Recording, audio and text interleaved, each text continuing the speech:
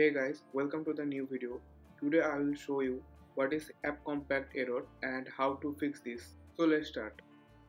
Here you can see we have our AppCompat version 7 28.0.0. This is basically the latest version, and since I am using the latest version of Android Studio. So this is the AppCompat latest version, so don't worry about it. If you are using the latest version and you get a red line here, this is not an error. So those who don't know what is AppCompat, it is basically a set of support libraries which can be used to make the app develop with newer version to work with the older version. If you don't understand, then do let me know in the comment section below. Okay, now coming to the point, if you want to remove this red line, then you can click here and click on this no inspection Gradle compatible and then sync it.